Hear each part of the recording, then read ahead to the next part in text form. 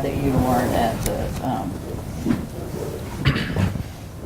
Elder concert. Are we waiting on? We're waiting on Ashley. Yeah. Okay, we have one more. Yeah. I don't want to start with. There? Do we know? She's here. I feel like since She's we're here. in the video, She I just can went have all the downstairs for a branding second. materials. Yeah. Plus, if you're looking, I think we can reach out and kind of change same person. I saw Danielle's pine tree. I said, what you have to do in Christmas is put little little red and green, yellow dots on it, Apparently like she was stickers. sitting out of the cross game, just hiding it from my dad the whole game. Is that funny? You had the same one? It's like really similar. Hers is really different. But My wouldn't that be daughter funny if got she a put like little tattoo. dot stickers Danielle got a on tattoo. Christmas? You got to do that She too. did. Same one matches Scott's. That's my branding And creative she hid mind it all coming out. weekend from her father. She went like this. It's like on her arm here, and so she kept like The little star on the top. Yeah, same place. It's like a brother-sister thing. What is it of? Tattoos. It's a pine tree. Set your goals low. Oh, it's almost exactly the It same. is exactly the same. You could do it too, though. It's a pine tree. That's funny, though. And she did this because she's leaving Georgia, and this is her home and her life. She was trying to Yeah. like mark this, and Connective mark for us. so she was trying to She's mark about it. to So move she decided a San pine tree. Diego, there's no would be pine It's trees like there. when they look at each But other, Randy it is reminds them of each other, massively like they're always against- together. Yeah. It's like a bonding thing. No. That's where the word, that's where. There was a, Main Street here. It was actually a mistake. Years and years and years ago, somebody, No when they were going way. off to college, one of my daughter's friends, what they did is they set their clock on their watch. I guess it was when I guess they wore watches or their phone, wow. that it I love little should fences. go off at a specific time every day. I mean, And I've when never it seen did, they a thought of Peachtree. each other. They were going to different places in the United States. It's kind of like the same kind of thing. It gives you always a reason to think of each other when they glance down at it. Isn't that beautiful? Basketball frame size. Yeah. And I think they did it all through college. I trained to be a tour guide. And that's how you learned all that?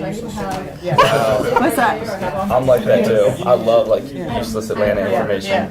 Did you tell? Did you hear this? Yeah, yeah, yeah, About the pitch peach tree? tree. I- Yes, pine trees. Yeah. All right, go ahead, Scott. You can say something. Okay. All right, hey everybody. Hello. How are we doing? Awesome. Everybody had a good weekend. I had a game. We lost by 1, so I got to biocode. Had some bad calls. You guys heard how I feel about refs. So I had lots. You of shouldn't have used that practice. example. Hopefully you all did too. We have another member with us here today, Dorsey Levins. So Dorsey and I got connected, I guess over 3 years ago now. Yeah. And he kind of helped me with some of my physical and mental training to get ready to come play at home here in Atlanta. Like I said, 3 seasons ago, and now he's doing this with us. So I'll let you introduce yourself and tell him what you do, and then the Jills can get going. All right, so yeah, I'm Dorsey Levins, from Syracuse, New York originally.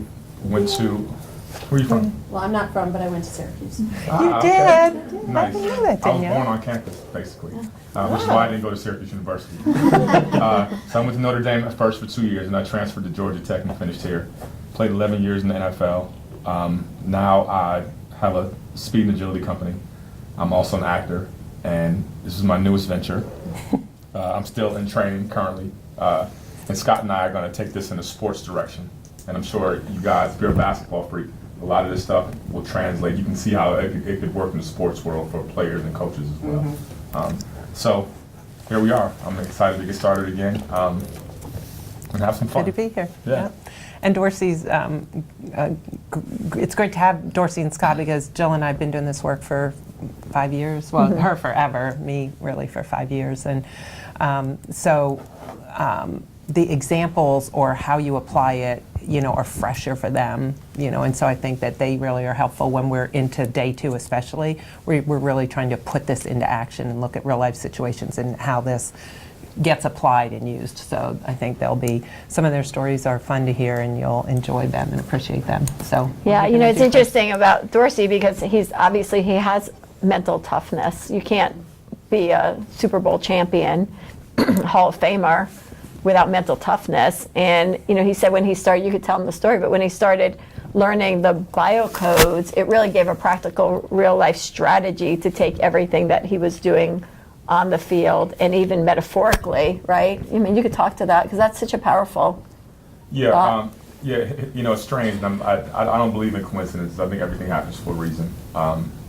And I'm getting distracted because when I pulled up behind you guys, it was your car, and you see the fourth car was a red Ferrari. Yeah. All right, that's a different story. No coincidences, though. So, Is that your future car? just saying. Is that your future? So anyway, I must have missed it. For really good students? Yeah. no promises. You guys are going to have to sell. Yeah, so I was training Scott, and like I said, he said we work on some mental toughness stuff. I give these guys a bunch of quotes, and we talk about nature because I think a lot of stuff parallels nature. So Scott said, you and my mom talk a lot alike. Y'all should meet about what she's doing. So long story short, we met, and I was like, this is perfect. We talked about all the same books that we've all read and how Leadership stuff. yeah, and they're useful to a certain extent, but I thought that what this does, the BioCodes, gives you a practical tool to put it all together, because up until that time, I was still being stressed out like everybody else and didn't know how to kind of navigate through that. And this gives you the tool to navigate. And what it does is that once you learn it, at least for me and most of the people that I've talked to, you can't get it out of your head. Once you start working, because the one thing that's probably more true about this whole program and anything is that the problems don't stop. They keep coming, and you have to remind yourself sometimes too, because when you look through this stuff a lot, at least for me, I kind of think I got it, but then something happens and you go, well, I need more work. I have a 15-year-old daughter who knows everything, can't tell her anything. I have a 3-year-old son who's going through potty training. He's got the pee part down, the poop part we can't get. We have some issues with that. So there's always room or opportunities to BioCode. But yeah, that's how we all got together. Perfect. Yep. So we're so glad. So did y'all have some opportunities to practice what we learned so far? Like, give us some, feedback. Like, did you catch your moments? And Jack had some for you. yeah, share with us, because that's part of the process. Oh, thank you, Danielle, for volunteering. So I started as soon as I got home, and it was not hard for me to start as soon as I got home, because I got home, a roommate came home, and his thing he loves to do when he gets in the door, walk into my room, sit on my sofa, and just tell me all about his day. And I'm so grateful that he does that. So he walked in, and he had a pizza. And he walked in, he set it down on top of my ottoman, which also has books on it. And I didn't think about this until he left. But he was eating the pizza, and he picked it up and walked off, and all my books had like Grease. condensation and grease Yeah. stuff on there. And so I spoke up, and I said, hey, next time, could you maybe not do that and be more considerate of my things when you're venting me and eating in front of me? So I'm glad I realized that I needed to speak up, and actually did it. And then something else I kind of thought about when I was listening to him complain about his day was, I was just like, God, I wish you'd just get up and leave. But I thought, I was just like, I need to exercise patience. Good job. Yeah, so. Good job. Being able to sit there and just kind of. Yeah. And you know what's so cool about that? It's cool that you noticed that point. And what you'll learn later as we get deeper into it is you don't really have to sit there and listen to that. Like, there's a strategy of how to not sit there and let somebody verbally regurgitate over you constantly. There's a point where you may want to do that, and there's a point where you may not want to do that, and there's a healthful way and a kind way of actually changing that and getting away from that situation, redirecting away from it. But those strategies will come in BioCode 5, and we'll get to that today. So that's awesome. I'm so proud of you for even catching it, because this is just, we're just building the path. No pun intended. Path builders. Right, Guess we're- right. Sorry, We're just, thought you might not have caught that. I think yeah. We're just building the path. You don't have to be masters of this, just to deep dive into it, get an idea about this. Then when we talk to you with your one-on-ones, we'll get more specific about the application of it. And we do have 5 months together to really master this. But even just the fact that you've caught that, hooray for you. Praise, praise, praise. Because that's huge, because you can't change it if you don't see that that's an opportunity for you to become stronger at whatever you're doing. Awesome. Good job. How about anybody else? Anybody have some examples or biocoding stories? I'll dive in. I figure right around hole 13 yesterday, Jordan Spieth may have been doing a little leaning into seeing a challenge and leveraging it to turn things around. And I mean, that incredible turnaround he had. I found myself going, he may not have the language, but I am a huge fan of a show called Madam Secretary that I think is just one of the best shows Yeah. on television. Love it. And there was a scene.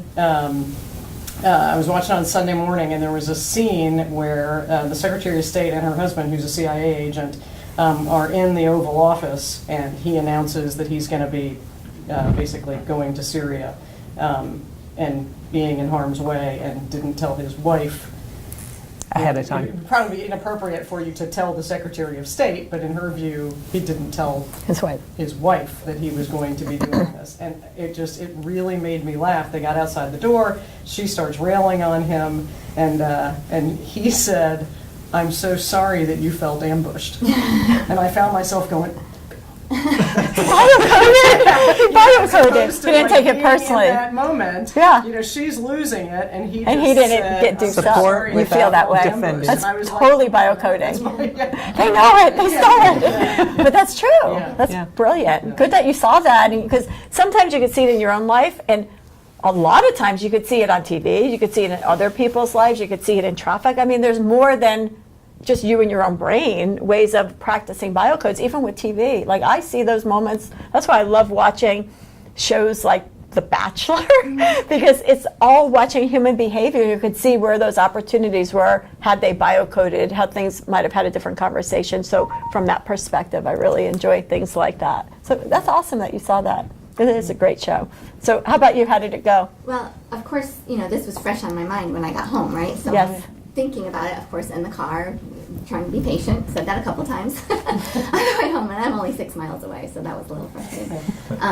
And then I got home, and my daughters are both home from college, and one of them was on her way to work, but she'd been home all day. And when I get home, I typically take the dog for a walk. But when they're home, I kind of expect them to do it before I get home, because I may not be home on time and everything. But yeah, she just looked at me and said, "Oh, I'm sorry, I forgot to take him for a walk." And I said, I had to just stop and say, Biocoding moment. There's a moment. yeah, there's a moment, but I didn't say anything. But you felt it, and I you did. knew to pull it back. I did. And that's the first step of Right. biocoding, that you even saw that existed in that moment, as opposed to, are you kidding me? It's one simple thing. Exactly. That's the moment right there. Yeah. Perfect. Yay! Plus, plus, plus. Every single biocode, right, starts with an awareness. An awareness. So, I so have the that's same whole one, game. only not with your daughter. That would have been funny if it was. I had one this entire weekend, which I thought Okay. was- Wow. That's I awesome. know my I life had is to pick from my fantastic, list. but I had received a text, and I found myself being like, "What the heck? Why wouldn't they do that?" And I was like, Ah. "All right, opportunity," and I brought the book. Chris, And good. I was like, "Oh, like, it's observation." So I was like, "What can I observe from this situation?" But it was observing. Yeah. So I had an But expectation. hooray of for somebody you. that Yay. they would have done Woohoo. something Yeah. differently. Yeah. The fact that you even see it, and it's sorry, but it's just Yeah. what you'll notice is you might see it here and there, but when you get really great at this, you see it all the time. And it's not that we have more going on than we realize. It's just you get better at being keener at finding the subtle signs, Oh, the yeah, I wasn't subtle hanging out with things, my family or anything, which just then you yeah, get so- stronger. Yeah, that's great that you saw that. That's awesome. How'd it go? Yeah. So my son lost a tooth yesterday, and How old is he? No, I'm kidding. 14? Good thing he's not 14. Yeah.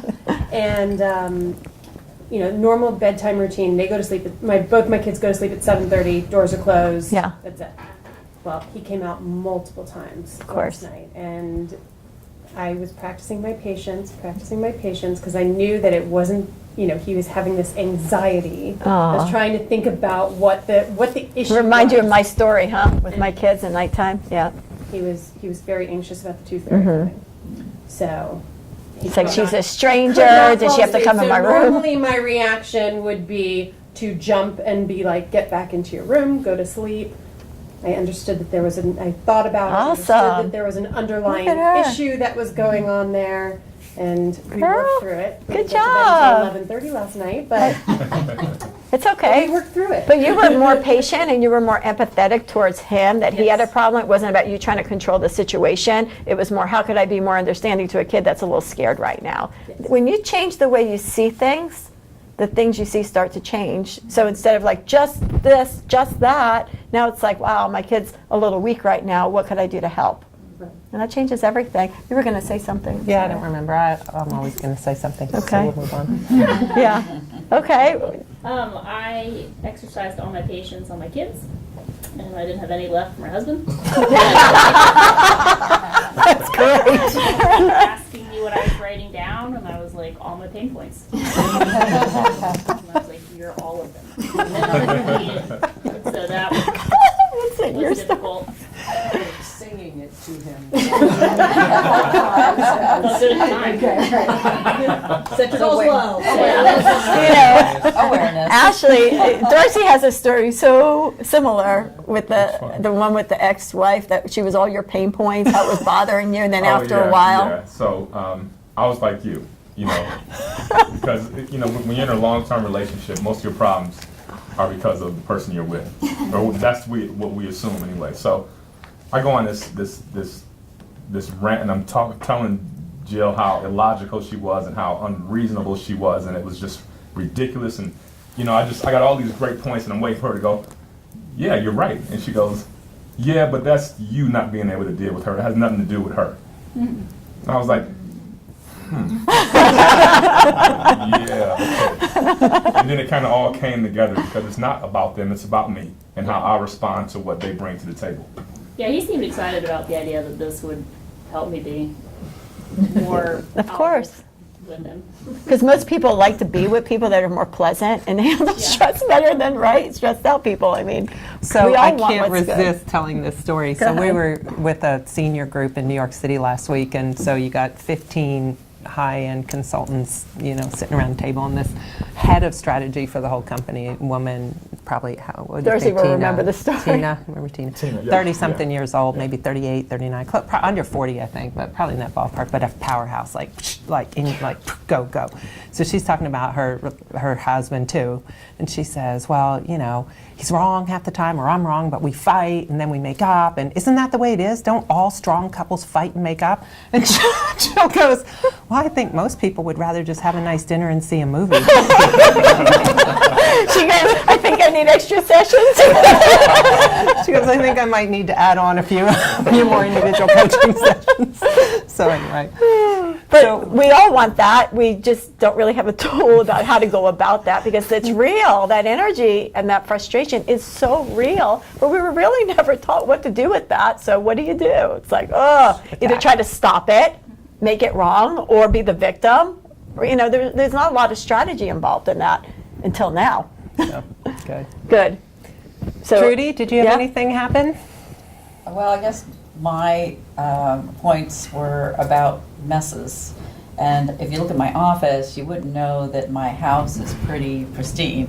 It doesn't look like my office. So everything has its place.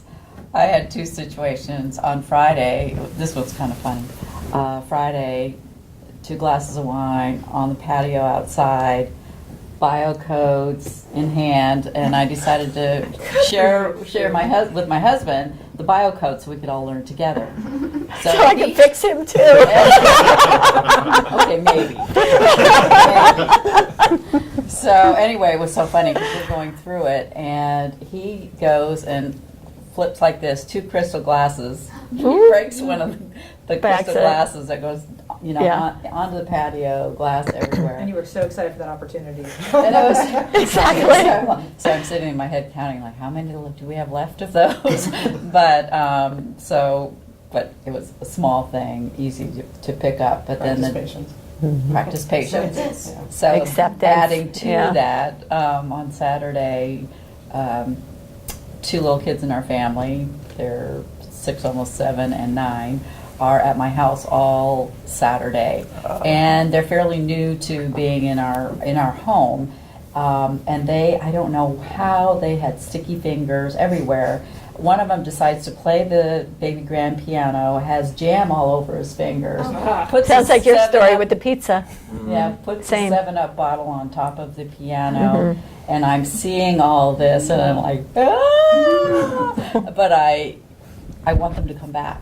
You know, and so I had to. I don't know why, but I had to check myself, and that's this true. made me aware that it's like, okay, I can react in the moment, Or or I can make a little bit more light of it. Oh, let me grab that 7-Up bottle, you know, and just try to manage it Good without job. it Good becoming job. a big deal. Like I said, the fact that you I even want them to notice come that is back, the start. you Yeah, but if you see every moment, and I know, Chris, you said that, it's funny. It's like we have a really strong leader, and every time I see him, it's like, I got so many opportunities to grow.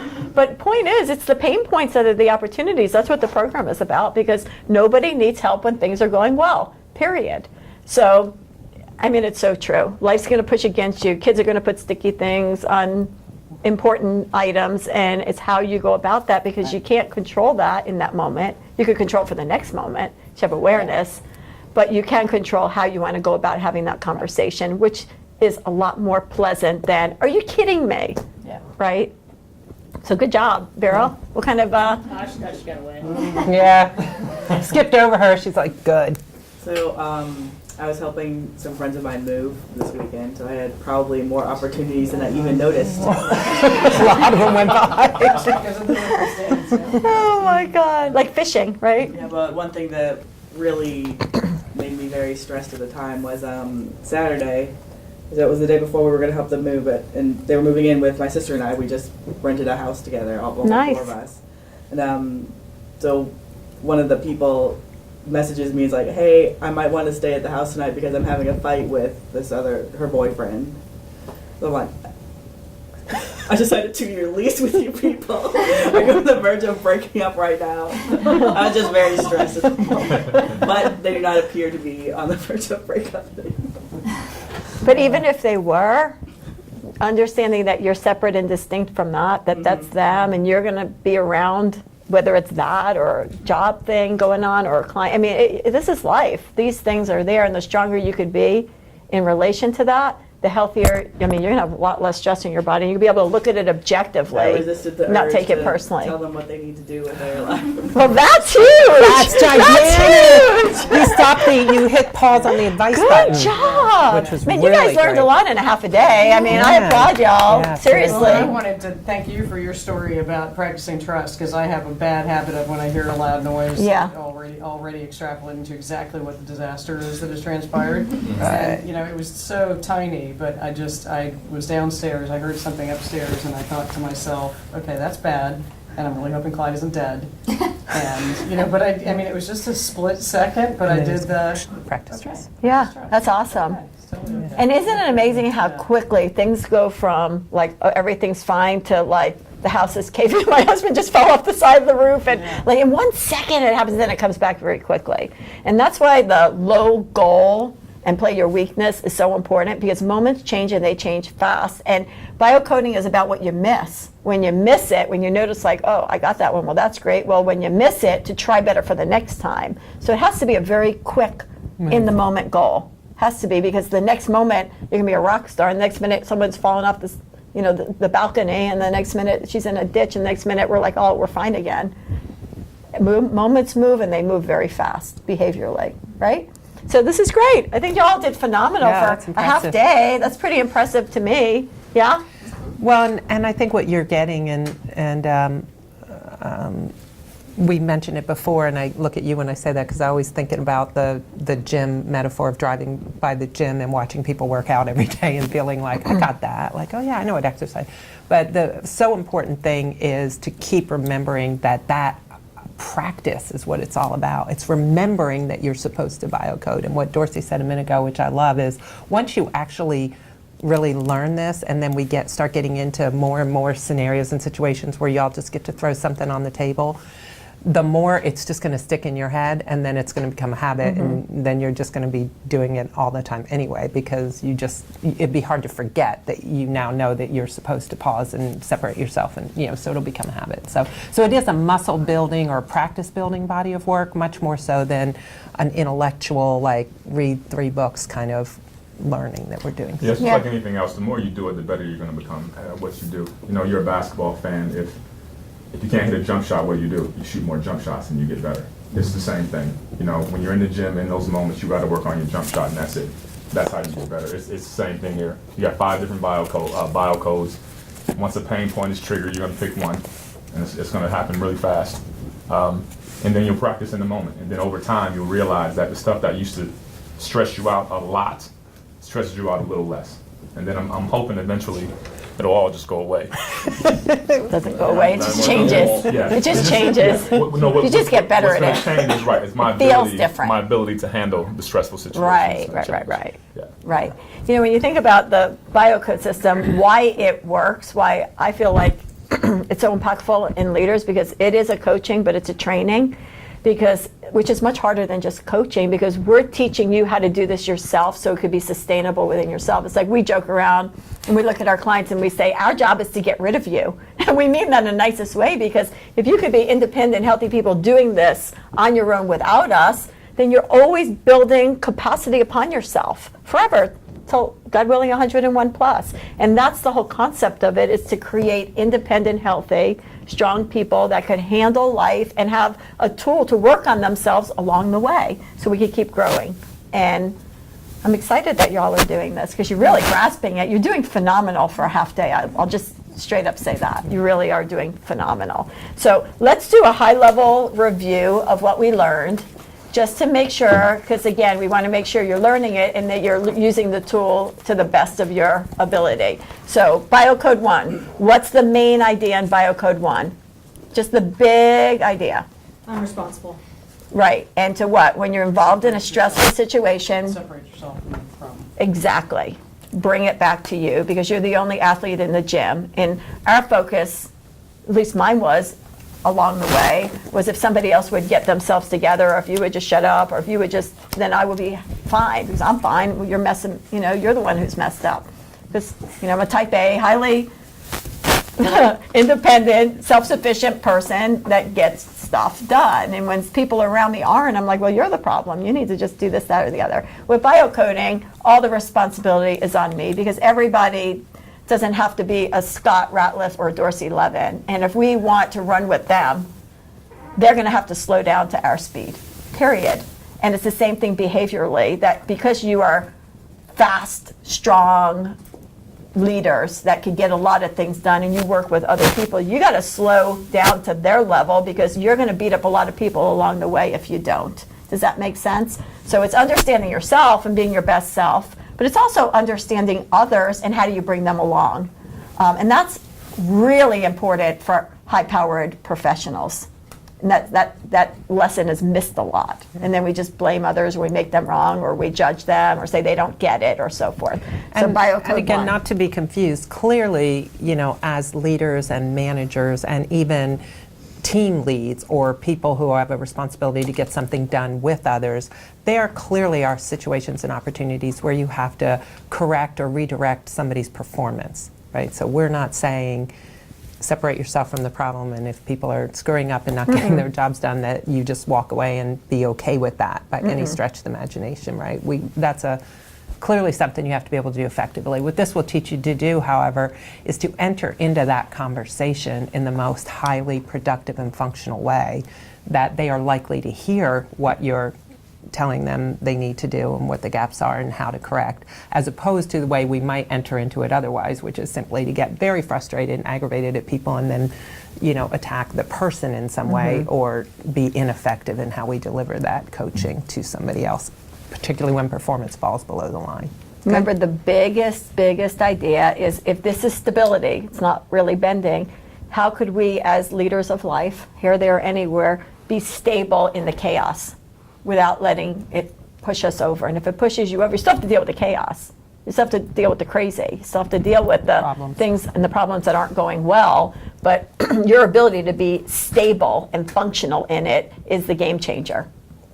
Not only does it help you, That helps it. helps your health, helps your mentality, and it helps other people because it just gives them a good model. It gives them a good reflection of what stability looks like by not getting hijacked in the complaints or the subjectiveness of it. Biocoding is very objective, period. It puts an objective, fact-based view on any situation. And that's very important in leadership. So what keeps you stuck in Biocode 1? Anybody? You're welcome to look at the card. Yes, you can cheat. You're allowed to read from the Says it right cards. there. What keeps you stuck? What Thinking keeps the you stuck? solution is outside yourself. Right. If he would just, if they would just. So that's a good clue for you if you're in Biocode 1. It's as soon as you find yourself shitting all over somebody, or if then, when then, if only they did, then I wouldn't have a problem, right? So, Yeah. good. Okay. Biocode Very 2? good. Biocode 2, guys. What's the big idea? The biggest idea in Biocode 2, Trudy? Making sure you're working your inner muscles. Good Good. job. And Awesome. how do we do that? How do we even get to the muscle that needs to flex? Starts with a We need to understand where we have those weaknesses, Mm-hmm. biocode 1, and then be able to start working on those Mm-hmm. areas where we feel like there's further work to be done. good. Now, to make it a little more specific to this biocode, starts with a story in your head, thoughts. Like, oh, I can't believe they just put that cup on my $10,000 piano. Or in Helene's case, heard a noise, what's the first thing that happens? It's Story the in your head. thought. It's a story in your head. It's the first Right. thing that happens. So we catch the story. This is about thoughts and emotions. We catch the story, and how many words do you get to label it with an emotion? One. It doesn't say two. It doesn't say another story. One. So you say, like, that was fear. That was frustration. Pick a word. You don't even have to get the word right, and it will work, honestly. And we go to the what word of that? Right, the opposite word of it, and then simply by stating it flexes that muscle. Why this code works is the mind remembers what? The last thing that it hears. And that's what's flexing the muscle. So every time it becomes productive now, instead of saying, I don't need to be afraid, I need to practice safety in this. I need to practice, gives you something productive to work on, and that's why it works. Good job. So The what keeps you stuck, right? And this is, I think, an important thing, Yeah. is the longer the story lingers, the weaker you will become. Right. So the longer the story lingers, the weaker you will become. So don't, so feeding the fire is, a part of that. And then the last thing, and you did this, and I was just going to credit you, I think you did, Jarrett, is no longer seeing emotions as positive and negative, but seeing emotions, yours or other people's, as weak or strong. So when somebody is behaving badly, they're weak.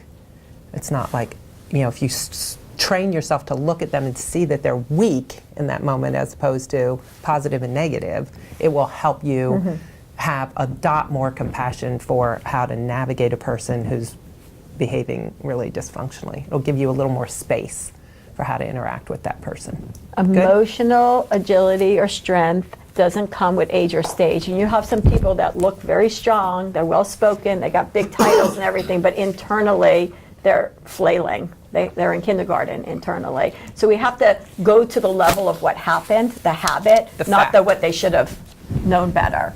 Well, if they acted that way or responded that way, that's their level. And if they're that weak, instead of judging them, we should have empathy towards them. Wow, it looks like that person's super weak right now. What could I do to not take that personally or make them wrong, and come from the perspective of helpfulness, even if the weak conversation is about us? Most of the time it is.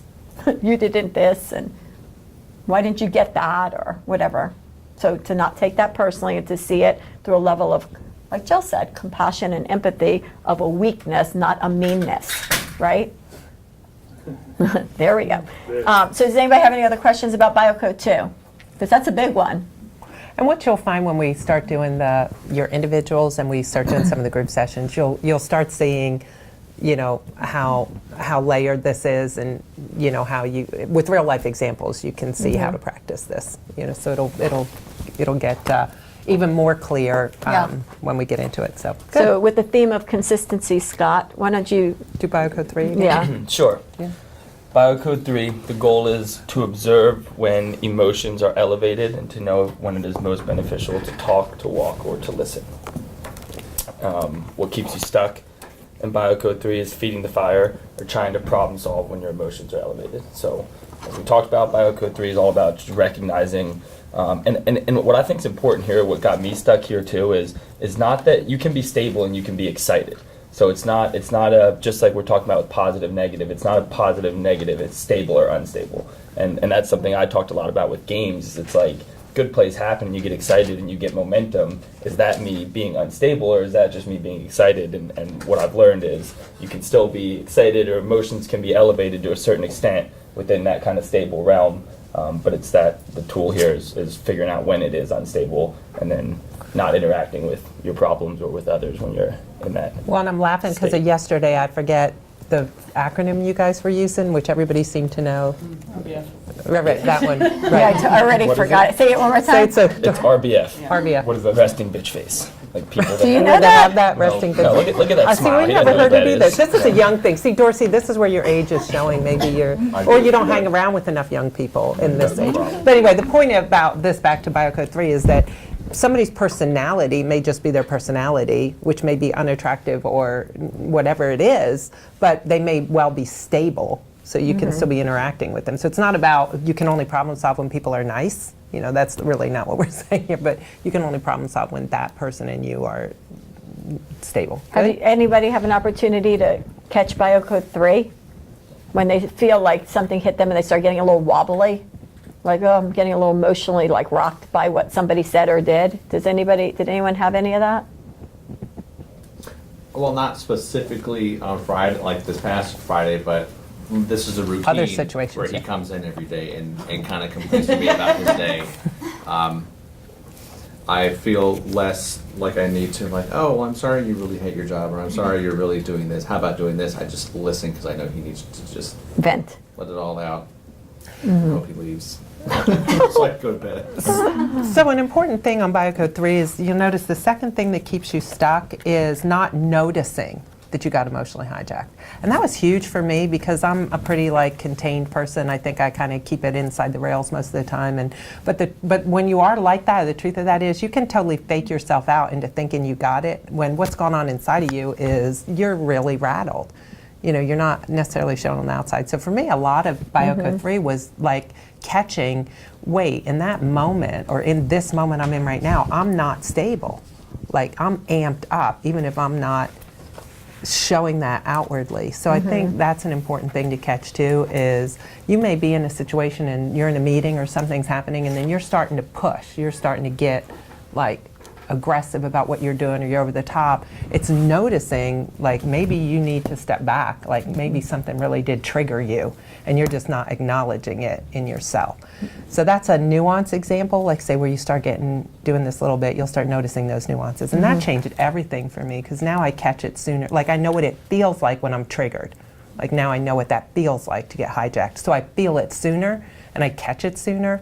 And then I can recover and get back to functional faster. So it's And I'm the opposite because I'm a like grab your life and go and everybody's coming along with me. And sometimes I don't see that somebody's at their enough point and I'm still like, oh, we could do this and we could do that, we could change the world, we could keep going. And I just keep going, I don't stop and I don't even notice like I'm trampling over people along the way. So I had to really take a step back and watch, you know, is what I'm saying digesting in the person? Are they at their fullness? Because, you know, I'm such a doer, I'm never really full. I can keep going until I pass out, I wake up and I'm the Energizer Bunny. Let's keep going, let's keep the next thing and the next thing. So I have to be so mindful of how much I'm expecting of other people and are they done already? And is my conversation still going? So you gotta, you know, either way, this way or that way, it's still an imbalance and it's an exercise. So it took me years to stop and then say like it's not just what I'm saying and it's not just what I'm doing, it's how it's affecting the people around me. And I had to spend years working on that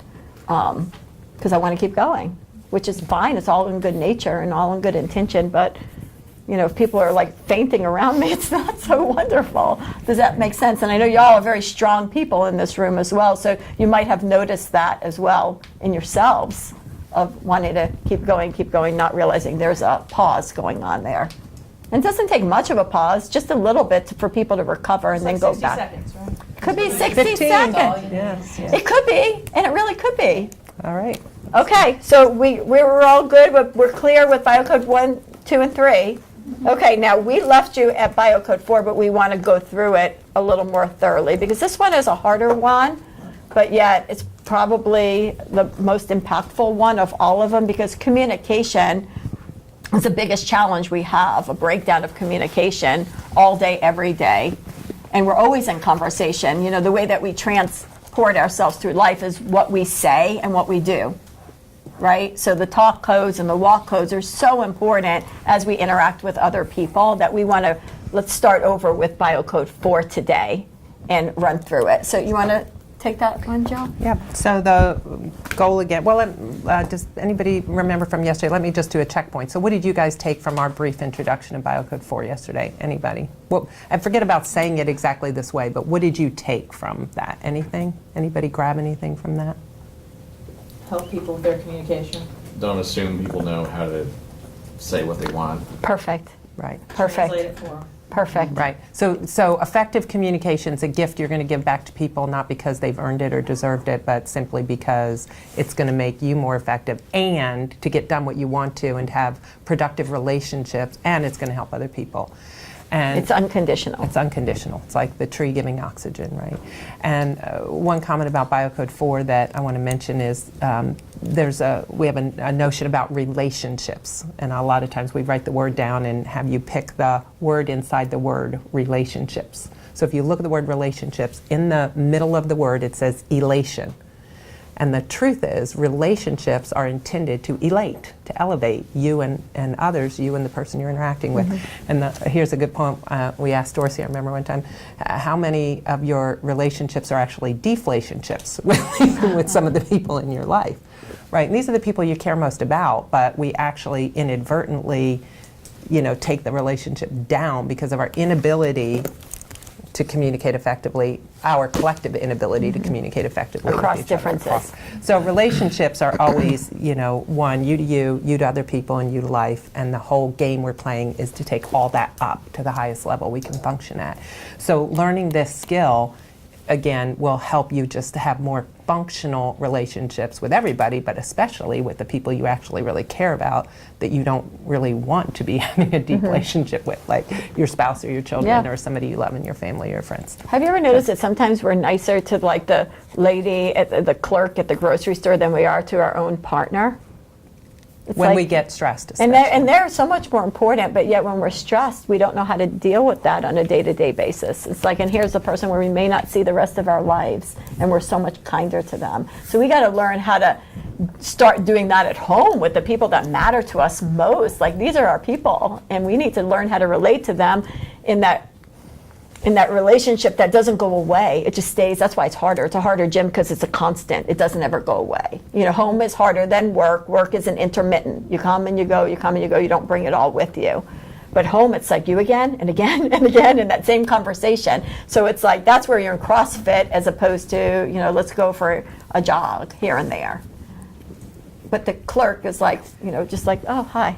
And that's it. It's like not much of a workout. And here I like to introduce the idea too of what I call adult temper tantrums, because when we start talking about relationships, and a lot of your individual examples you're going to give when you start seeing where you're weak are going to come in this biocode. It's going to be because somebody said something.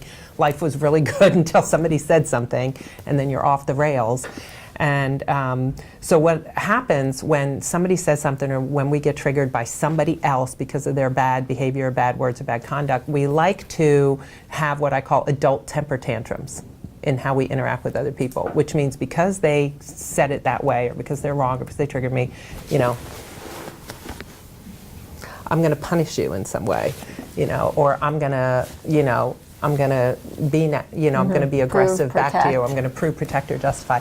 And they're really just adult temper tantrums because we don't actually want to be kind when somebody else deserves to be, because they're acting like an ass. They deserve to be treated like one. Right? Like it's so interesting how we can justify once somebody else acts a certain way, we can justify our own bad behavior because of theirs. Does that make sense what I'm saying? Because we want to be right. Because- That's not true. That's not right. That's not what I said. Right. That's not, Like And we the- just do that again and again. And the truth of it is, some people's behavior is really bad and how they communicate is really ineffective. But if the game we're playing here is for you to see that as weak conduct and for you to want to hold yourself to, a less stressful, more productive Higher standard, yeah. then this is a great way to practice your way into doing that. So And it's hard to not take things hard. personally. It is hard. Or It takes make practice. people wrong when you feel like you're being challenged. But once you get good at this, you're going to be able to sit there and look at that person and really get what's going on and just take a breath and just say, okay, and what I hear you saying, whatever, so you'd like to redo that report? Okay, great. You want a sandwich? It's like it happens so fast when you get good at it because you really are deleting all the dysfunctional emotions. Delete, delete, delete, delete. You're extracting the real fact or the real ask. You're only speaking to it, and then you're moving on to the next moment without bringing it with you. Because how often do we bring that conversation with us to the next thing, the next thing, the next thing? By the end of the day, it's still rolling in your head about, I can't believe someone would say something like that. Who says that, right? So the tip I'll give you, and then we'll go to BioCode 5, is, and you can write this one down because honestly I think it's that big, never, never, never protect, defend, or justify yourself. Prove, protect, or justify. Justify or defend. No proving, protecting, justifying, or defending. Ever. Period. Because if you are wrong in your actions or your words, then you simply are going to acknowledge that, apologize for that, and redirect your own behavior. If somebody else is behaving badly, that's their growth and learning and their development. Or not. Or not. Or they choose not. But you're defending yourself or protecting yourself or trying to justify yourself isn't going to change a single thing in that other person's conduct. So it's just you're just wasting your time and your energy to do that. And you don't have to. It's just not required to do it. Does that make sense to everybody? Now, when I say that, catch how often you might find yourself feeling defensive or feeling like, and honestly, I heard this a long time ago, a CEO at ING who's brilliant, said this to me a long time ago, but I didn't get it back then. It wasn't until I started doing this work that it hit me. But he said to me, Jill, never, ever, ever be defensive, because as soon as you do, you're giving your power away to the person you're talking to. That was how he phrased it to me. And I was like, I really had to think about that. And it was just that one dot of feedback. And it wasn't, again, until I really started doing this, that didn't really all sink in why that's true. But when you start practicing this, you will be amazed at how much stronger you'll be in your interactions, how much calmer you'll be, and how much more helpful. Well, like you you'll be. say, the best defense. The best defense is not a good offense. I'm just telling you. Not when it comes to relationships and people. So. It's understanding. Yeah. Really, but how do you do that when your When somebody's name's on, coming at your picture's here, the hours are pointing, there's blame going on, when someone didn't do it right, when they're playing the victim? Like, how do you do in those harder moments? Is the secret in BioCode 4. So let's run through it again. Scott, do you want to run through this, or Dorsey, either one of you? The 3 steps. Yeah, sure. All right, so the 3 steps. Because this is really, you got to really get this. Step 1, which is consistent throughout, is the awareness of recognizing when a conversation is challenging. The tip here is assume the other person is trying to ask for what they want or what they need, not just complain. That's a big assumption right there. That's the assumption that makes BioCode 4 work. So do y'all get that? Assume that they're trying to, like, blah, blah, blah, blah. Ask for what they need, not just complaining, because it's going to sound a lot like a complaint or a blame, but it's really not. That's the fog that's hiding the true intent.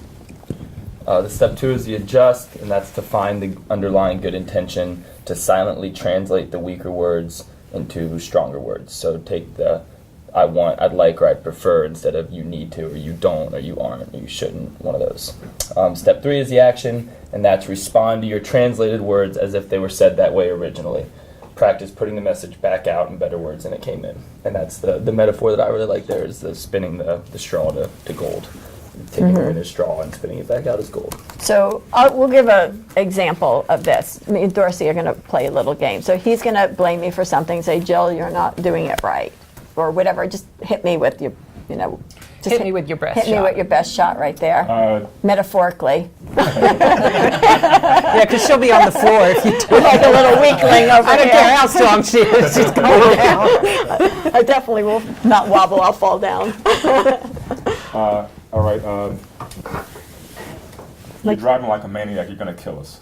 Okay, so I could do one of three things with that. I could make him wrong, like, well, if you want to drive, why don't you drive yourself then? Go take your own car over there, and that's not that helpful because all I'm doing is making him wrong, right? Or I could start excusing myself, or no, I'm driving fine, you don't need to be my navigator, just sit back, close your eyes, put your thing down, I'm fine, I'm good, I got my license, look, never got a ticket. Point being is, I could do one of three things with it. I could make him wrong, I could try to explain myself of why I am doing the right thing, or I could understand what he's trying to say. Yeah, I know you want us to be safe, I'll definitely keep my eye on the road. And then he'll probably go like, oh, okay, thanks. And then we're on to like, what station you want to hear? Do you see the difference? If I would have taken that as a blame, Jill, you're driving like a maniac, then, are you kidding? I'm not driving like a maniac. I'm going to the speed limit. You see what I'm doing? I'm excusing it back. It's really hard to do that because we like to talk to the weaker words. We love to talk to the weaker words. What we have to do is pretend like they're in front of that person and we're leaping over it. And behind it is the truth of what that person's really trying to say. If you speak to the weaker words, you're going to get hijacked every single time. Get it? Another great example of that is like constantly, and again, I use examples at home because you guys can grab them right away because they happen all the time. Like my husband says to me all the time, you need to stop letting the gas tank get down under an eighth of a tank. Danny says that. All husbands Is this a guy say thing? that. Yeah. So anyway, but it comes at me because it comes at me so strong because he's why does it bother him? Because he's worried, right? But it comes at me like, you need to stop. And as soon as you hear those words, like, what's your tendency to react to that, right? So it's been fascinating. So I've learned, like, when that comes at me, very quickly I just say, oh my God, you're so right. I'd be awful if I ever ran out of gas on the freeway. Right, Like, as opposed to and when then my he goes- 12-year-old. Then it turns immediately into, right, Right. I want you to be safe. But that one ability to not hear it the way it got said and to flip to what's the intention behind the words is, it's money when you can learn to do that. It's money in a relationship, and you have a better day. I don't get in the car all pissed off about being told how to drive because I'm 60 years old and I know how to drive. Don't tell me to put gas in my car. Like, that would be the story in my head, right? That story. So it stops all that. It So gets you out of that. We have to get safe with words because people aren't going to stop suggesting and telling us what to do and how to do it and so forth. So if you picture it like you have like the serving platter over here and life is here to serve you. So before you take it in, you're going to put the words on the beautiful silver serving platter and you're going to ask yourself the question, does that serve me? And if the answer is no, the minimal thought is, well, at least they cared enough to make me an offering. If you invited me to dinner, I'm a strict vegan, and you said like, oh, there's the meat, you want some? I'm not gonna like say like, hey, why do you keep offering me? I'm like, oh, thanks, I'm gonna just have some veggies tonight. I'm not gonna make you wrong for what your intention was to help. When people say things, you need to do this, you need to do that, the minimum thought, if it doesn't feel good, it doesn't mean you have to do that, is a thank you. Oh, thank you for caring, thank you for sharing, thank you for your suggestion. You could dump it in the trash can 5 seconds after they say it, but you don't do it to the gift giver because their intention is to add value. When you simply say, thanks for sharing, I'll think about that, that adds value to them. It makes them feel appreciated, right? When you think of a house, the word appreciation with communication, even if it's such horrible suggestions, like if you buy a house and you buy it for $100,000 and over 5 years it goes up to $300,000, it means it appreciated in value. By you appreciating even a bad offering, you help somebody feel valuable. You help somebody feel valuable. But it doesn't mean you have to take the advice. So if they put those words at you, they're trying to do something nicer. They wouldn't have said it. I think you need to dye your hair green. Like, oh, thanks for your suggestion. So let's do biocode 4. Like, I would be so off it, but I would thank you as opposed to, who says that? You see what I mean? It just is a helpful way of thinking about things. So You know, I think there's one too. Since Scott and I come from the sports world, and this can even work. When you're talking about, who's ever at the top here. I don't know what the hierarchy here. Who's ever at the top or who's ever at, She's pointing at you. You're in charge. At the top. Okay. All right. There we go.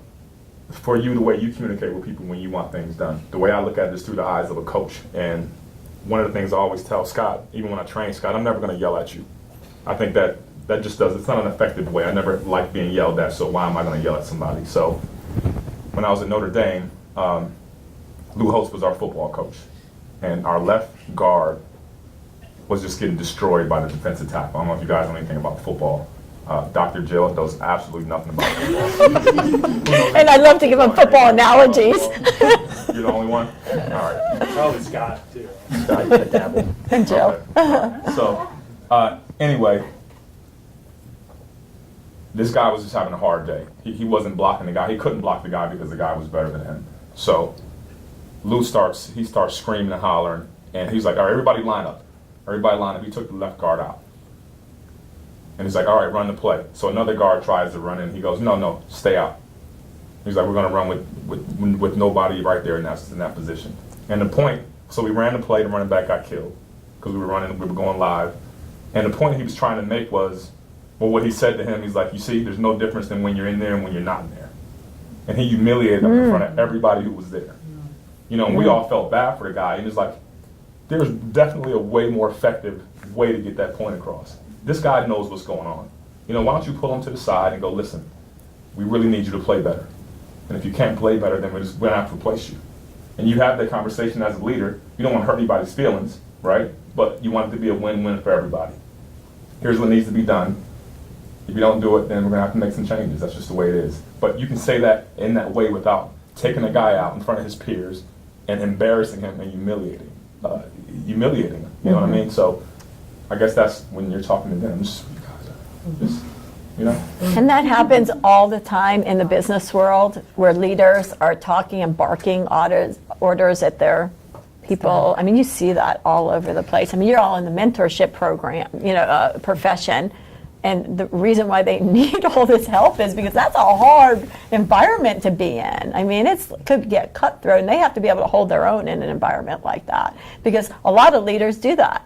And But the truth is, when that comes out, and is when that person, that leader, is triggered, right? So that's why, again, biocoding is all about you, right? Because and I had worked for, and I think Helene, did you meet Gene, the CEO, Assurance CEO? He's just such a great example, right? Because he's such a stable guy. I mean, he's so smart and he's so stable and he's so strong. But when he would get triggered, he was brutal, like in a public setting. Like if something threw him off, and it wasn't very often, it was probably only 5% of the time, but when something threw him off, he would literally, in 2 seconds, do that, a Lou Holtz, and wouldn't even know he did it. And I can remember when I first saw that behavior, and I took him aside and we started working on that. And it was incredible, one, that he didn't see it, because the reason he didn't see it, because it only happened when he was triggered. That's why he didn't notice it. And when he changed that behavior, I cannot tell you how many people around that executive committee were like, thank you so much, because it changed the dynamic in the room. People weren't living in a glass house anymore, terrified of the one thing they might say or do that was going to set him off, right? So it's a good awareness. Good. Good job. 5? So yeah, are we understanding 4? Let's just do a couple more. So if I look at you, Helene, and say you didn't do it right, what would you do to that? You didn't do that right. I guess what I would say was thank you so much for caring about it being done correctly. I understand that you appreciate correctness. Yeah. So, I love that. That was awesome. So first thing, if we just, well, if we break it down, if I say you didn't do it right, Yeah. return to sender. It's not about you, it's about me. What am I really trying to say? I want, or I'd like, or I'd prefer for what? It to be done differently. Things to be done differently. Yeah. If you heard it that way originally, if I said, hey, you mind if we take a look at this and do it differently, how would you answer that? Oh, what are you thinking about? That should be the only response right there, or else you're making me wrong. Oh, I appreciate you. You don't want to put them as part of the process. You see what I mean? You just want to answer it as if they said it right and skip that whole part. That was just for your own psyche. You get that? Because you're not really dismissing that. I mean, you didn't do it right. Because that's a simple thing. It's not like we got to dump it in the garbage, because that's everyday words, right? You're not spending enough time on that project. What do you do with that? Number one, Freak out. not anymore. Okay, now take it step by step. Where'd the words come from? They came from me or you? From me. So return to me, and it's not about you anymore. Right. Now, what's Jill trying to say? You're not spending enough time on that project. That I need to spend more time on the project. No, what do I want? Oh, you want me to spend more time? I want more time spent on this project. Take the person out of it, or it's manipulating the other person. Okay, and what would you say if I said, hey, listen, I'd love to have more time spent on this project? How would you answer that?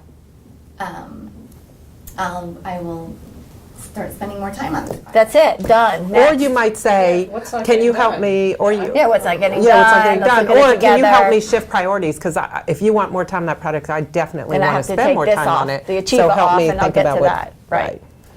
But the idea of not taking it personally when it comes in so harsh like that and it looks like a blame, give it back to the weak person who said it. Try to think like you're translating Spanish to English. Like, what did she just say? She just said she wants more time on this project. All right, well, I'm spending most of my time on that project, so should we reorganize the time thing? You get it? So we have to really, it takes time to translate. Should we do a couple more? 'Cause this is a hard and it one. does, It is hard. one It's thing hard, that, yeah. that this is like maybe one of the hardest ones in the moment for me to do. And like the amount of times, right, I got to the point where I started getting really good at the awareness and recognizing I need to spin the straw, but then I would literally sit there and like get tangled up in my head, and then I just would get it wrong and move on. So that's where I always go back to the continuous patting yourself on the back of like, Oh, even yeah. if you can't spin it and translate it the first month, eventually, just like it does for them, like you can't throw anything at her that she can't just perfectly flip around in 2 seconds. But that doesn't just happen overnight. Like anything else, you've got to just practice it, and Yeah. it gets easier and It's easier. just like BioCode too. It's working the muscle. Yep. You know, if you go into a gym and you've never done a bicep curl, you grab a 20-pound weight, it's probably going to be kind of heavy. And the more you work it out, the first time you work it out, what's going to happen is going to get sore because you haven't done it before. Frustrating. Right. It's the same concept. You know, but eventually you get in the gym, that 20 pounds gets kind of light, and now you're up to 30 pounds. And then there's some more pressure because life keeps coming. It's going to keep hitting you, right? And you keep getting stronger, but you have to do it. The question. Yeah, I was going to say the hardest thing is that hook about not taking it personally. If you can nail that, then your brain's going to get clear much faster about what it is they're trying to ask for. But as soon as you take it personally, that's when you're off to the Done. races. And that's what I was going to say next, Dr. Jill. When it's directed at you, and it's really hard not to take it personally. So what if you're such an idiot? How many times do I have to tell you how to do this? So there you go. Yeah. There's one right there. So is that about me, That's like a or slap it's in the that? face. Well, it sounds like that, but really, where did it come from? So he's the weak one, not me. And what he's really trying to say is, I want to be understood. He's repeating himself a lot. That means I'm not getting what he's saying. So why don't you go ahead and say a little slower?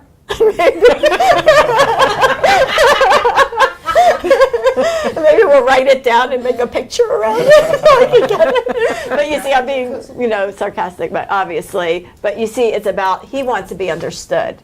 So as soon as you say to your kids, how many times do I have to tell you? You have bad communication skills. You have to keep saying that, right? How do you say something in a way where somebody in front of you could get it? If he's telling me again and again and again something and I'm not getting it, he's got some poor communication skills. I have to know that about him, right?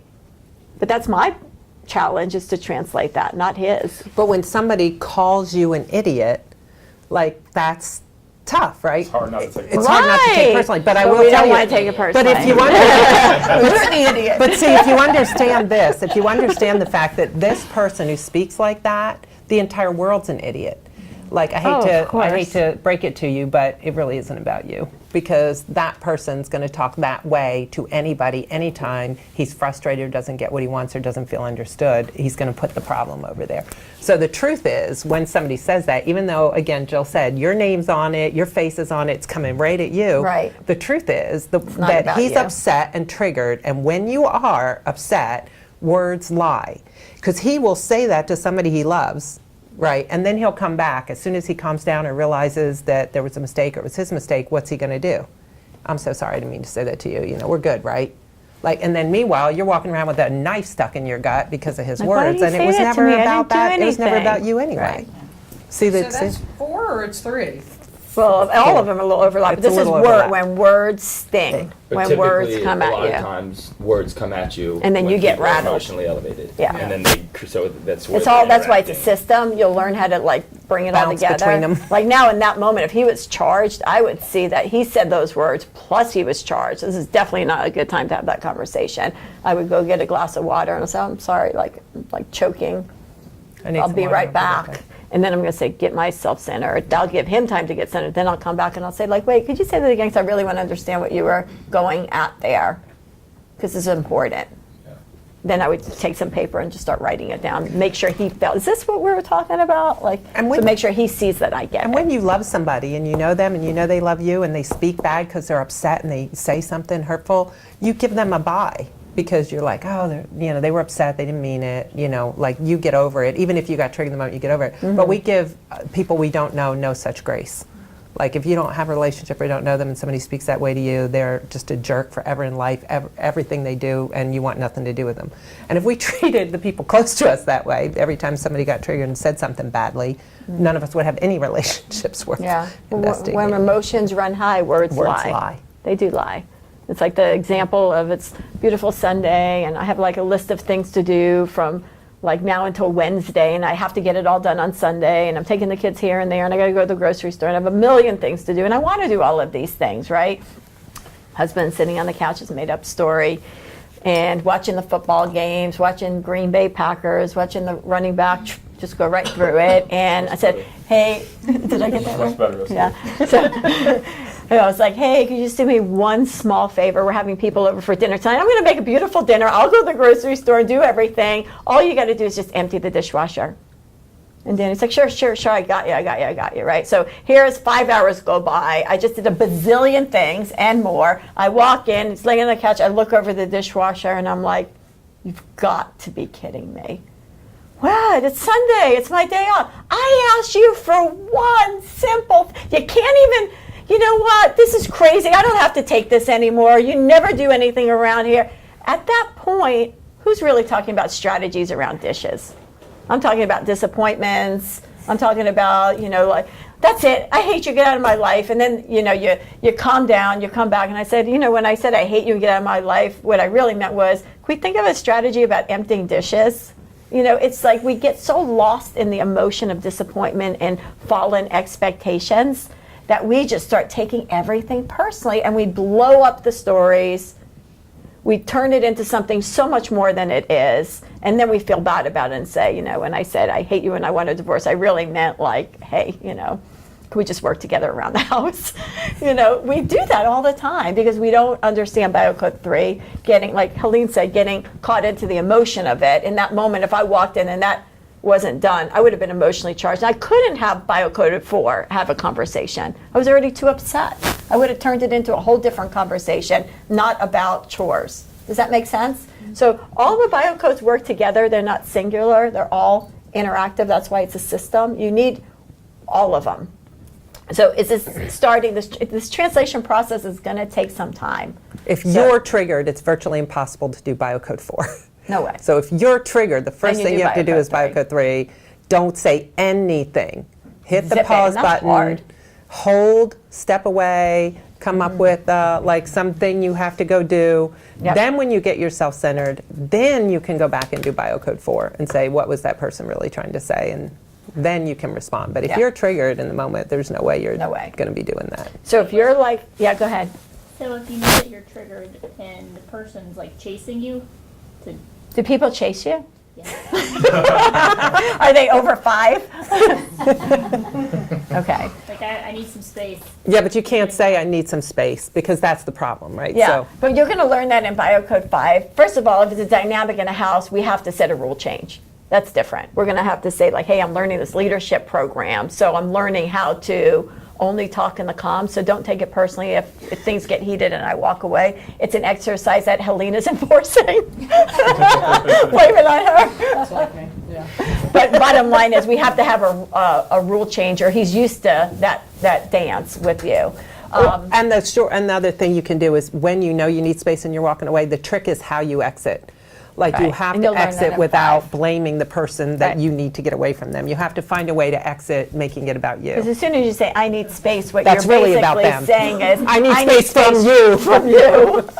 And that's hurtful. So we'll do the one-on-one with that and really show you some great strategies, but there's a system in Biocode 5 that teaches you how to do that. In a intermittent relationship type of a thing, you could do the strategy without a change of rules, but with kids and spouses, if you're going to start implementing a whole different way of behaving, they need to know that so they don't constantly keep chasing you and they know why, and it's not about them. So again, we're this, like Scott said, you guys are the spinning wheel. Assume at times words are going to come in weak like straw. You have an opportunity to spin it around and put it out better than it came in. Turn it to gold. How valuable is that in your company?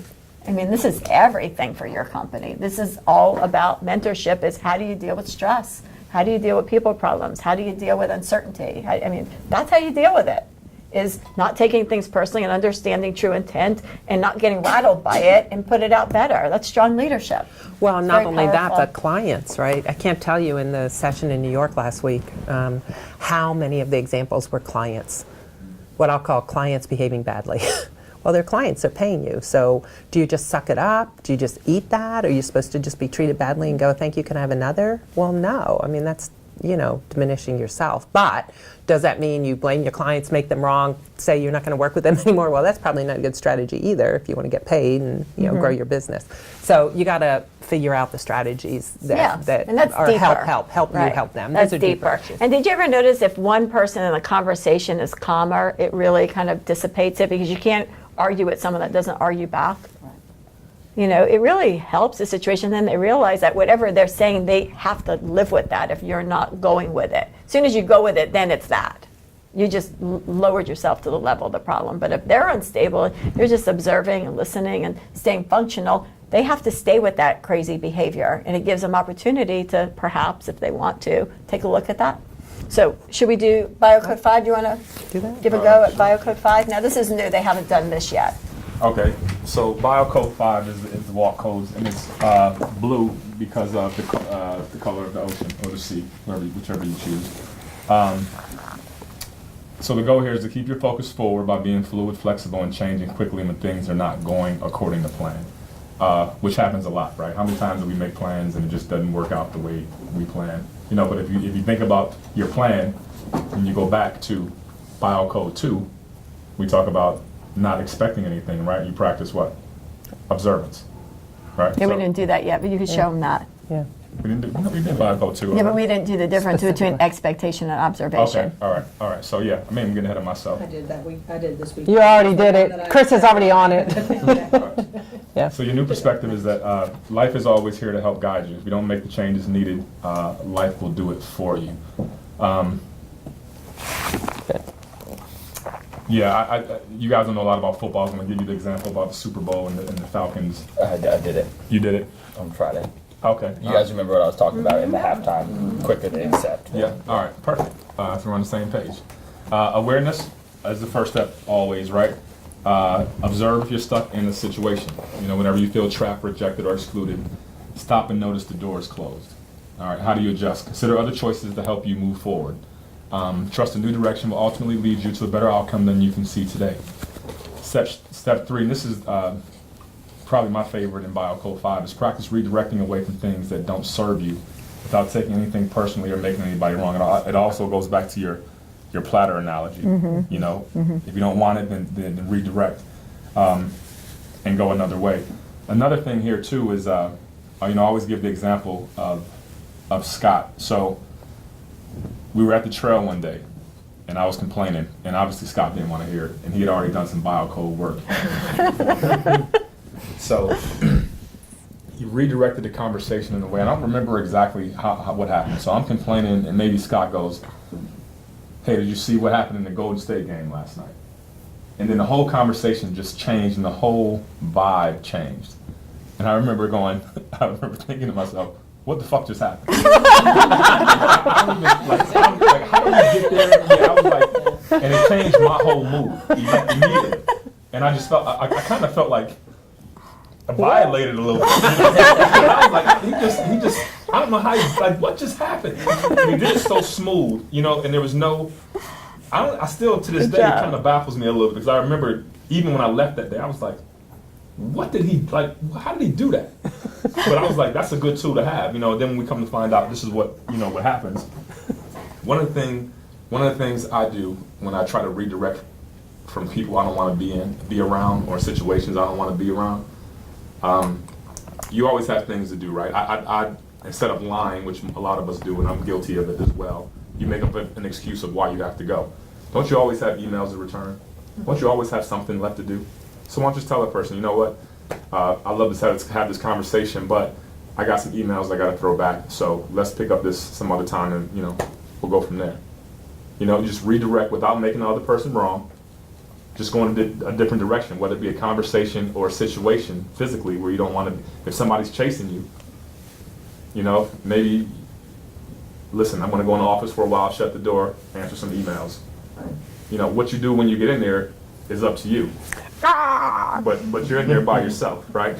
All right. So the action step, once again, practice redirecting away from things that don't serve you without taking anything personally or making anyone wrong. Tips: people that are flexible or not attached to specific outcomes will move faster and create new possibilities effortless.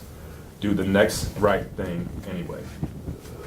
And I think for me, and this is one that maybe I feel like I find myself using the most, I think the two tips in adjust and action, the trust the new direction will ultimately lead you to a better outcome, and just the not being attached to specific outcomes, that idea in general. And you just think about in life, how many times, for me, my entire life, I was going to go play lacrosse at University of Maryland. That's all I wanted to do. I didn't get to go there. I ended up at Loyola. We ended up beating Maryland in the national championship. But when I was 16 and Maryland was telling me no, the world was coming to an end. And the same stuff happens in a story that I've seen here really recently that I love telling, I think perfectly kind of mirrors Biocode 5 is, for us in lacrosse, obviously pro lacrosse isn't, you don't get the big bucks. It's Team USA is kind of everybody's ultimate goal, or everybody that does it full time.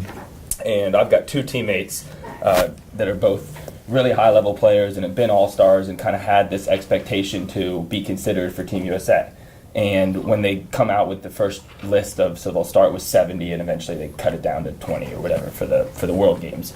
So they come out with the first list of 70 people that are going to be invited to Team USA tryouts, and neither of them are on it. And they're both, lacrosse writers are calling it snubs. Like, they're both guys that you probably would have expected to have been invited, and they weren't. And so I go to one of them who's he's in third year of law school at Wake Forest, and he's a brilliant kid, an unbelievable lacrosse player. He almost set the points record last year, and he was just rattled. I mean, he just had this expectation of Team USA, I'm going to get my opportunity. He was so tied to it, and listening to him talk, he's just bashing the coaches, bashing the decision makers. He's angry at everybody. Then he quickly moves into this, I've got this new chip on my shoulder. Every time I play, I'm going to prove to these guys that, they made a mistake, and it really became all about him not being invited and how much that hurt him. Then I call the other guy and kind of like geared up, ready to be like another wave of complaints flown at me. And he just says, so I start talking, I'm like, man, they made a bad decision, this didn't go well. And he kind of just stops me and he's like, I don't really think it's over yet. He's like, I'm just going to keep playing, maybe play really well, and we'll see what happens. And I'm just going to kind of trust that maybe there's a different path for me here. And so we go through the season, we're 3 weeks in, we're a week away from Team USA tryouts, and that second person gets a call from the coaches and gets invited to tryouts late. and who knows why or how. He had been playing well. He always played well, but it was just really an aha moment for me. And he's having a far better season than the first guy. And you can see it with this first guy is so bothered by these expectations and inability to just accept the circumstances, move on and play just to play. And the one who was able to do that, move on quicker, accept that there's probably a different path to the same end game that I originally thought. He was the one that ended up with the opportunity and is taking advantage of it. So that's something that, especially in sports, when really it never goes according to plan, and that's kind of, I think, life in general. The quicker, it's what I talked about with the Patriots, the quicker you can just accept the circumstances or the situation you're in and move on with a new path, it always seems to kind of work out better than And to Scott's point, thinking about transformation, how many of your clients, and now I'm even talking about, of course, your individual clients that have mentors, your Achieva and whatnot, but your corporate clients where they want you to come in and bring a program in for them. A lot of times why they're looking for programs is because there's transformation going on in the company, or there's things are unstable, or they're looking for some kind of something that can allow the leaders in that organization to be able to step up under change. And I think invariably with transformation in a life, meaning, your life's always in transformation and you're changing, or the company's changing. And if you can teach people how to have that mindset that change is coming anyway, change by choice and change by force are always coming, and waiting for and seeing and redirecting, is just a habit, a mental habit that can be taught to people. And man, those kind of people in a company, and I saw this time and time again, when the company hits a problem and hard decisions are being made, the leaders or the employees that show that resiliency and that ability to trust and go with that change and still put their participation on the table even when their job might be uncertain, oftentimes are the ones that come out the back end of that transformation with better jobs or bigger jobs or different roles, right? So this skill set, I think, is super, super invaluable. Yeah, with BioCode 5, it's learning how to navigate the unknown. Because life is not predictable. We all live in the unknown all day, every day, but yet we say we're afraid of the unknown. What we're really afraid of is a longer term unknown, because day to day, like, you don't know what you're going to do now. You're going to move that pen, or you're going to look the other way. Am I going to say something? I don't even know what I'm going to say. We play this way, close to home, close to the moment in the unknown very well. But when it goes too far, well, what's going to happen in 6 months from now? What's going to happen in a year? What do I want to be when I grow up? That's when people start to freak out. So with BioCode 5, it really helps you to navigate the as is, what's going on right over here. Because life is always directing you.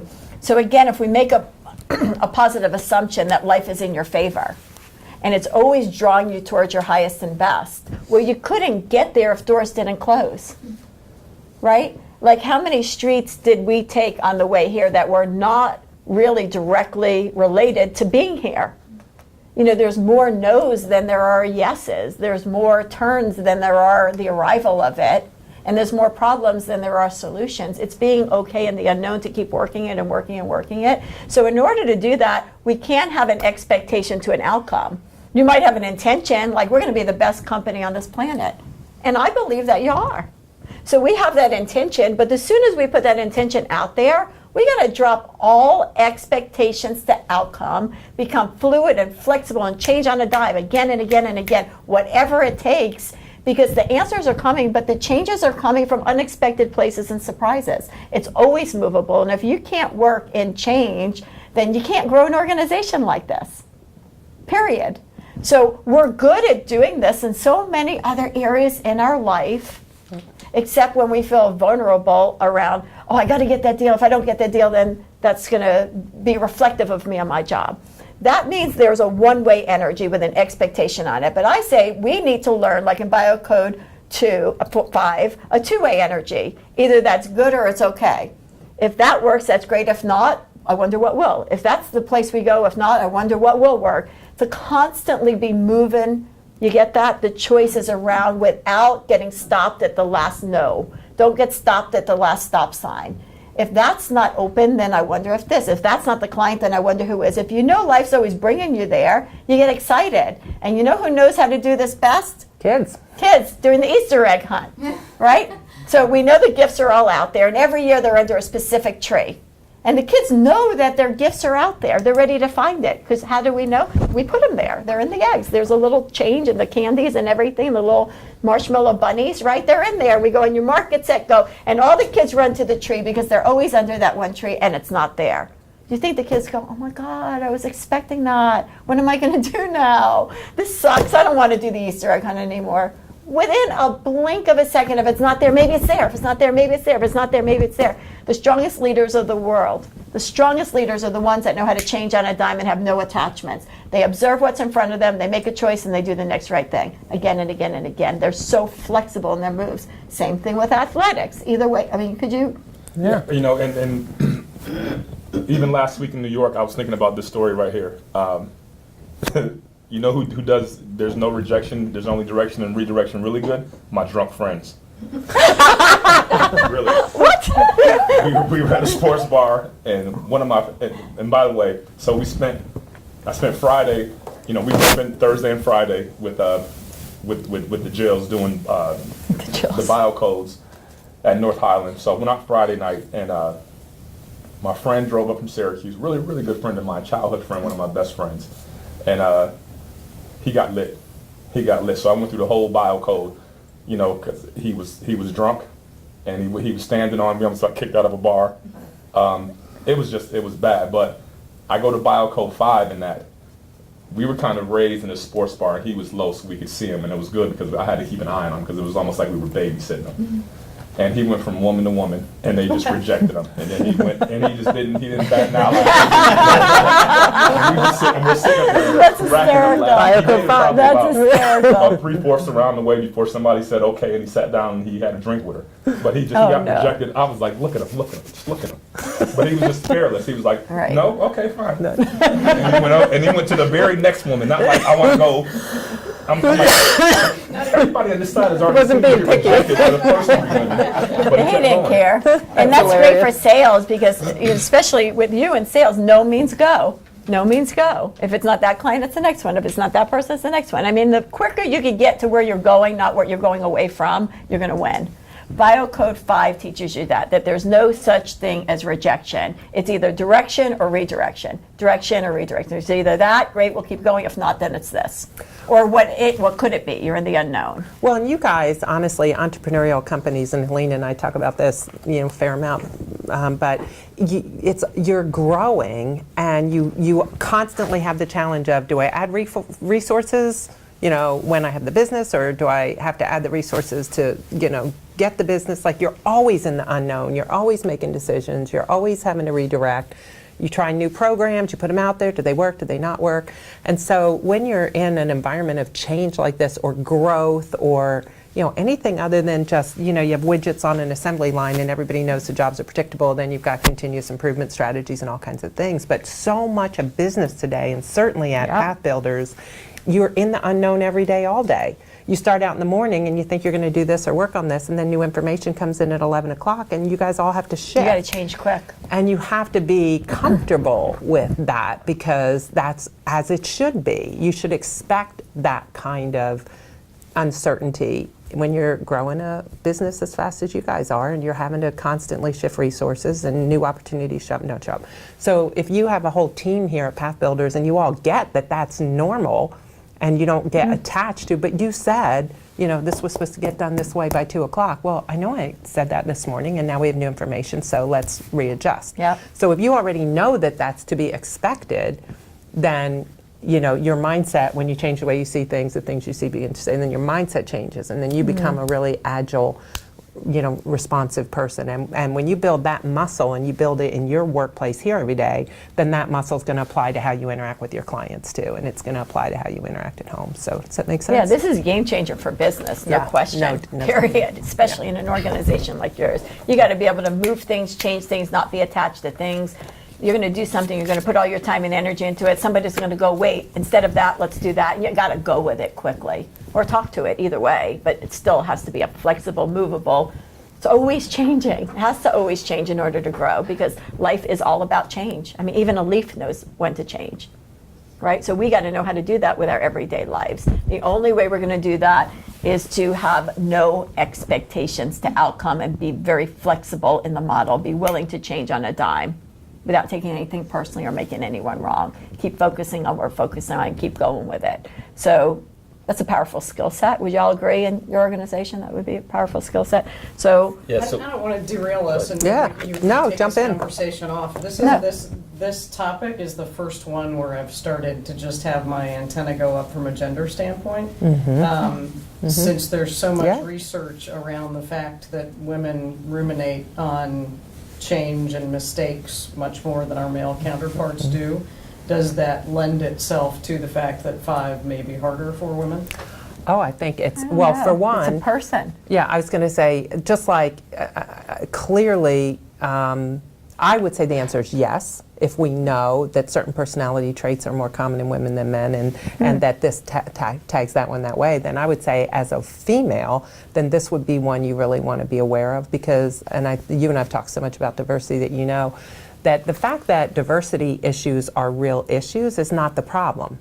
Because they are, and we all know that. Anybody who's paying attention to life at all knows that your history, your race, your ancestry, whether Where you your come people from. come from here, come from there, come from Gender. gender, how you were raised, who your family of origin is, all those things shape your experience of life, and biases that people have, real biases in the world. We'd be crazy not to acknowledge that. Well, in this case, brain wiring. Right, brain wire, right, Yeah. left brain, right brain stuff Yeah. and all that. So the point is not that that's not all true. The point is, what do you do with that information, you personally, to take your life to the highest and best, most functional level that you can? And so From when I where talk you're to at. so when I talk to women one-on-one and I coach them, clearly gender bias in the workplace is a great topic, and we should spend time thinking and talking about it. That's worthy, just like the things we need to change in the world. We should think and talk about how we change them. But you have to step over here and you have to say, so if I'm going to be a part of that solution, then I have to empower myself first in it from the inside out and take my power back and be able to model for other women what that looks like in the workplace, despite the environment, the biases, the changes, the Yeah. challenges. So it doesn't change the environment, it just strengthens you in it. So I think, Helene, to that end, it really, yes, it could be harder for women than men, and that's okay. But I also know Randy as an example, husband, typical, not stereotypic, I should say stereotypic in many of the stereotypic ways that a middle-aged white male would be. This is his biggest challenge. He does not like anything to change. Like, he wants it to stay just the way it is, and anything that disrupts the way things are supposed to go, really throws him off. So I think Yeah. that it's personality. There are, this trait would happen in different personalities. If you too. think about what you just said about the gym, and when it hits against you, depending on you're a male or you're female, where you came from or everything, it's how it lands in you, and that's your responsibility to navigate through life. Because I'm 5'2", I'm this weight, and if I go do the obstacle course, I got to do it from where I'm at. I can't be Scott or Dorsey or Jill. Throw you in the mix there. But you see what I'm saying? It's always from where you're at, and that's why the biocode system is agnostic, because it's you and your own pain points. So if you come into the world as a female or a male or whatever you come into the world, that's your gym. So yeah, would it be harder for a female to climb up the ladder? Well, that'll be their gym for sure. But then it'll be easier in another place. Does it really matter? Now, if you're trying to get scientific around it, I would think the ability to do this would be directly tied into biocode 2, because if you got a lot of story in your head, you're not going to change fast. You're going to analyze and overanalyze and overanalyze. So you'd have to be a lot of work in biocode 2 and get really strong at stopping that story, get to that emotion, and then make that change. Because if you're ruminating thoughts, you won't change quick. That's why you can't do one without the other. You can't, none of these work without the other. Does that make sense? You can't say, I change fast, but then I take a story with me. It's not going to work. Or if you say, I was emotional stable, but man, what's wrong with all these other people? Yeah, they all work together as a system. Make sense? Do you want to? Sure. So, Was it not fun conversation? Yeah. So, what keeps you stuck here? Blame and victim mentalities. Woulda, coulda, shoulda. If, then, when. And that's just like what I talked about with the Patriots locker room at halftime. What are we spending our time talking about? Are we blaming? Are we victims? Or are we moving on to the next step? Feeling rejected by the change, questioning why this happened. another thing to watch out for that can keep you stuck. And I think one of the things we should realize too is that change is the only constant in this universe. Everything changes. Nothing ever stays the same, ever. Everything changes all the time. And the perfect example is the seasons. You know, for me, being up north, the summers here are unbearably hot. You know, but I can't change that, right? But we know fall is coming, and after fall, winter's coming. No matter how you want it to stay the same, it's going to change, and we have no control over that.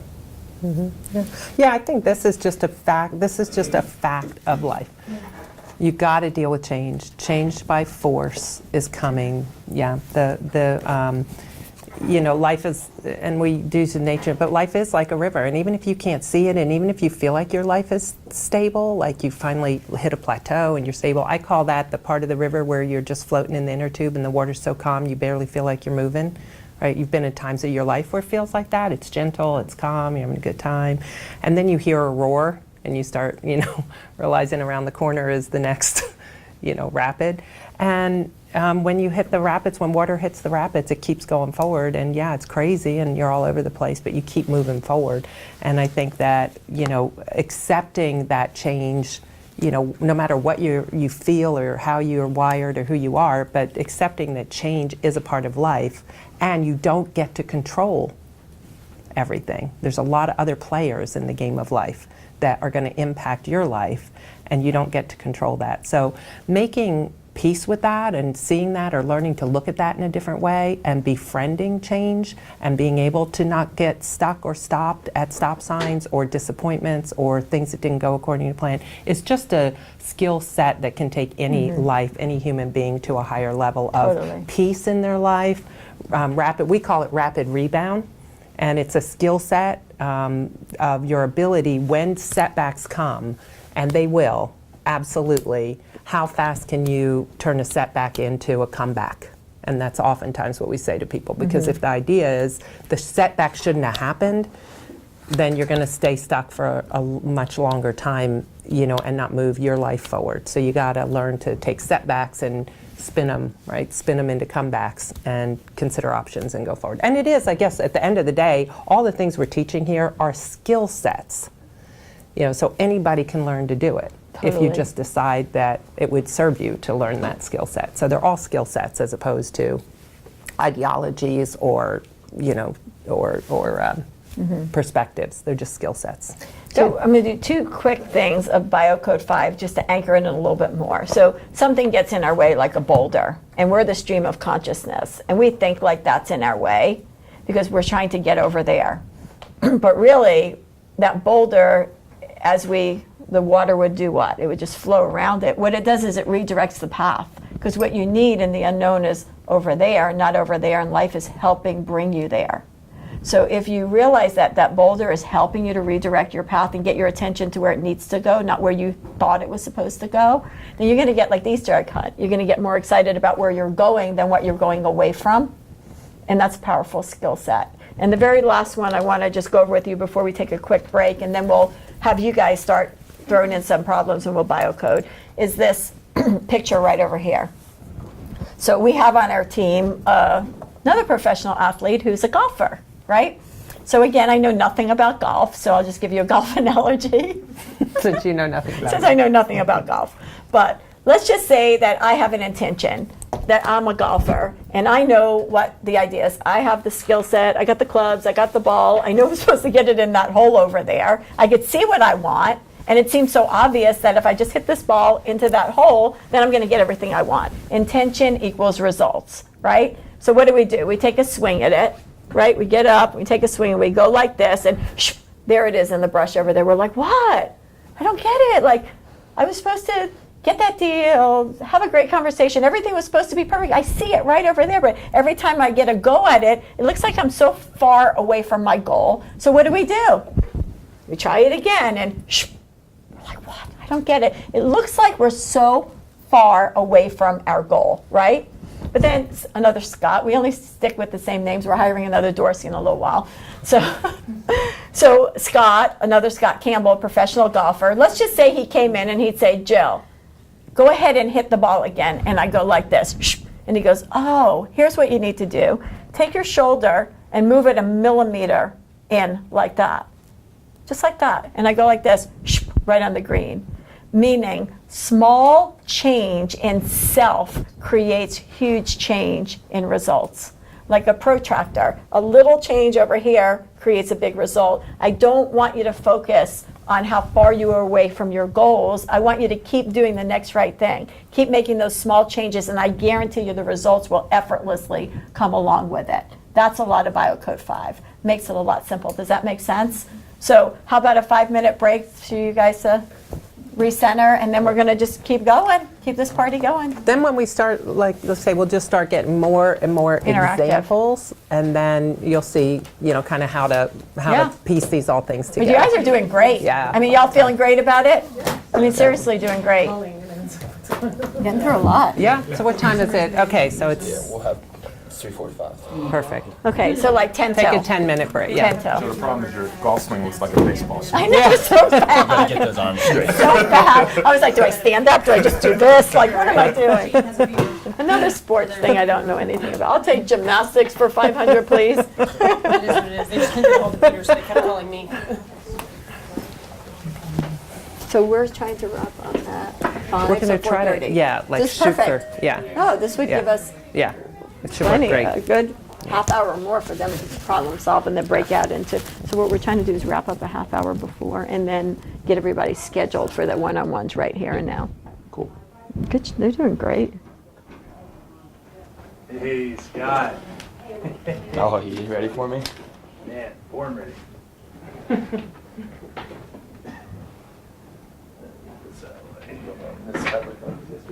Yeah. Okay. I got just a little bit. All right. Go ahead and open it and clap it.